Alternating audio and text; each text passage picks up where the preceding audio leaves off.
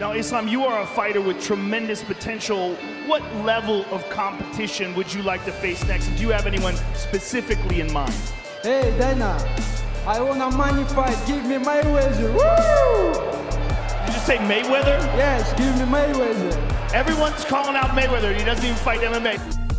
Pada bulan Mei lalu, kita disuguhkan spoiler oleh media bahwa di musim panas ini, tepatnya bulan Juni hingga Agustus waktu Amerika Serikat, UFC akan memanjakan para fansnya dengan menyajikan event yang fantastis.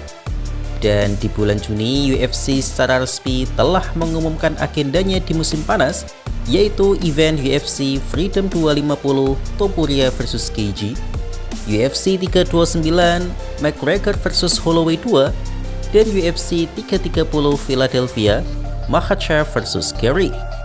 Di atas kertas, main event dari ketiga kartu tersebut memang terbilang fantastis dan fans pun menaruh ekspektasi tinggi untuk tiga event tersebut. UFC Freedom 250 berlangsung sangat spektakuler karena untuk merayakan ulang tahun Donald Trump, maksud saya ulang tahun kemerdekaan Amerika Serikat, UFC telah mengisi semua pertandingan di kartu ini dengan para bintang. Jadi tidak hanya main eventnya saja yang spektakuler, tapi seluruh pertandingannya sangat memanjakan gairah fansnya. 1 bulan setelahnya, tepatnya UFC 329 juga berlangsung sangat sukses kecuali main eventnya. Karena selain magnet utama yang tentu tertuju pada Conor McGregor versus Max Holloway, para pengisi kartu ini juga banyak terdiri dari nama-nama beken seperti Paddy Pimblett, PSD, Corey Sandhagen, Brandon Royval, hingga Bobby Green. Bahkan saking ketatnya, petarung sekelas Robert Whittaker pun sampai ditaruh di prelims.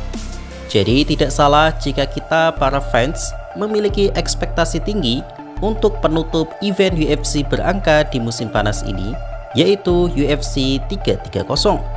Apalagi event ini, kata Dana White, spesial digelar untuk Philadelphia dan dibintangi oleh sang raja pound for pound UFC, Islam Makhachev.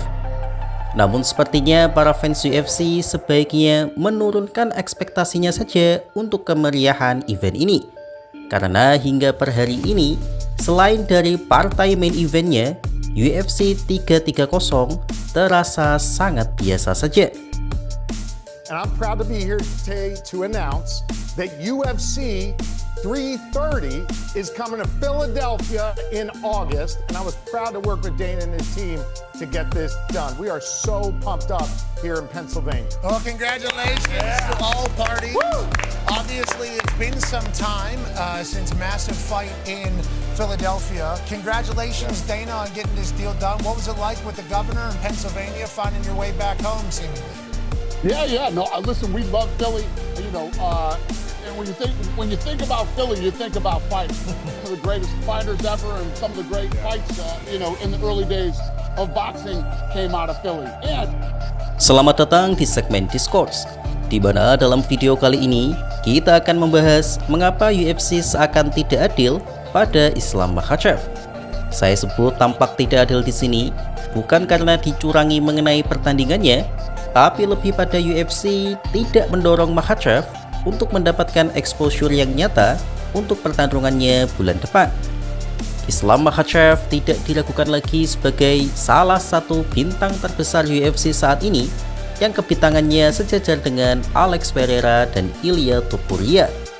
Selain daripada rekor pertandingan, gengsi dari seorang fighter juga dinilai dari rekor penjualan tiket pertandingan. Karena sekali lagi, UFC bukan hanya sekedar arena gladiator terbaik di dunia, tapi juga promotor bisnis MMA terbesar di dunia, yang mana uang tetap akan menjadi salah satu tujuan akhirnya. Biasanya, UFC akan mendukung event bintangnya dengan menghadirkan petarung menarik lainnya sebagai menu pembuka sebelum bintang utamanya hadir sebagai sajian utama. Tapi coba kita lihat saja formasi dari pengisi main card event UFC 330 Agustus nanti. Di co-main event ada perebutan sabuk strawweight wanita antara sang juara Mackenzie Dern versus Gillian Robertson. yang saya jamin mayoritas penonton di sini tidak terlalu peduli pada laga ini. Kemudian ada Jeremiah Wells versus Orolbai. Mungkin menarik perhatian karena Orolbai sangat menghibur, tapi tak banyak fans yang tahu dia. Lalu ada Erin Blanchfield versus Jesus Davicius, dan Jalin Turner yang sudah sempat pensiun versus Fernandez.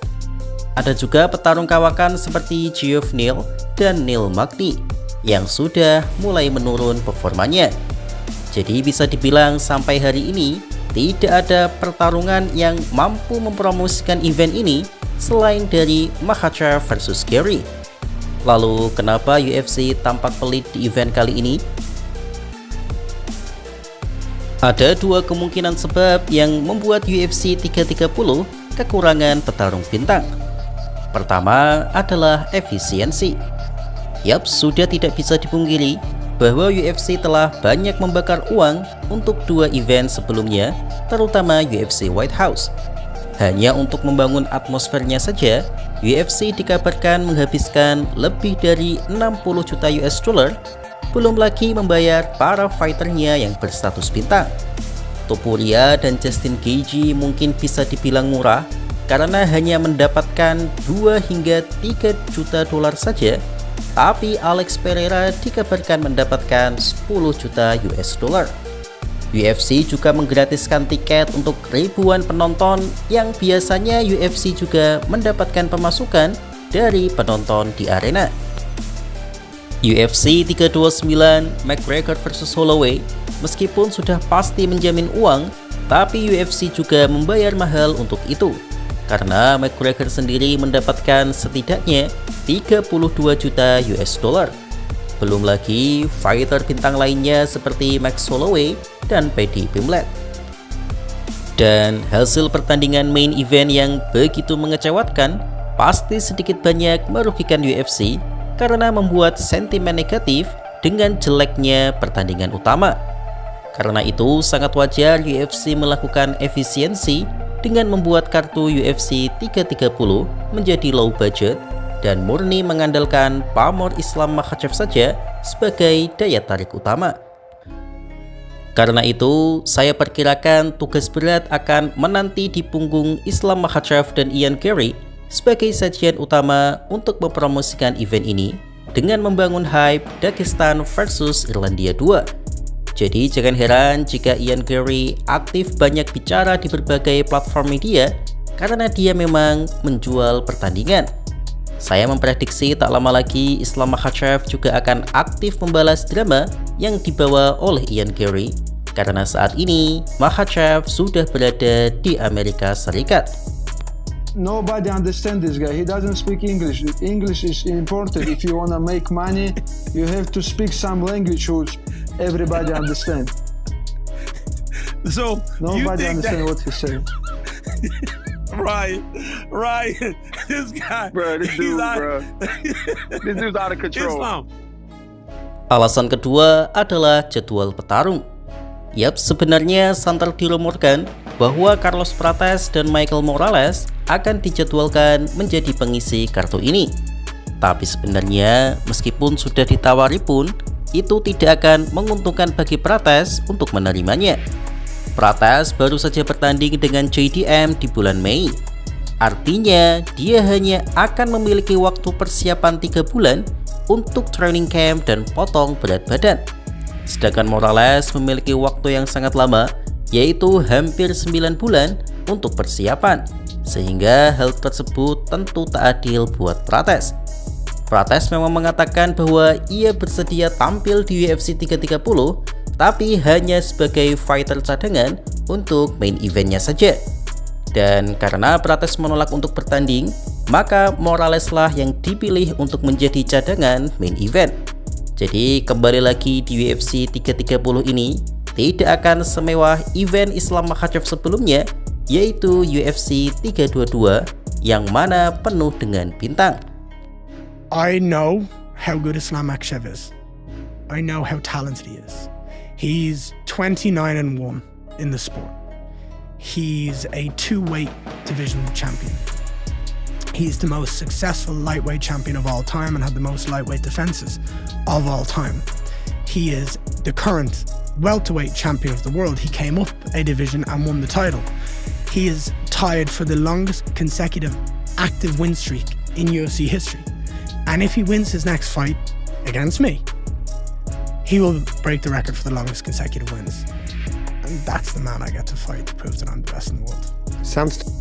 Jadi secara kesimpulan, bukan UFC benci atau tidak suka dengan Islam Makhachev, tapi karena memang keadaannya tidak memungkinkan untuk mendukung kartu ini. Bahkan di sisi lain ada kemungkinan Makhachev dan Ian Curry mendapatkan kontrak khusus karena sebagai magnet utama ada kemungkinan mereka mendapatkan bayaran lebih. Namun kembali lagi ini hanya diskurs, karena bisa saja UFC membuat kejutan dengan menambah pertarungan yang menghibur di kartu ini. Semoga saja ya. Demikian segmen Discourse kali ini. Terus ikuti kanal YouTube MMA Discourse untuk mendapatkan informasi dan konten menarik lainnya seputar dunia UFC. Jadi bagaimana menurut kalian? Tulis di kolom komentar ya. Terima kasih.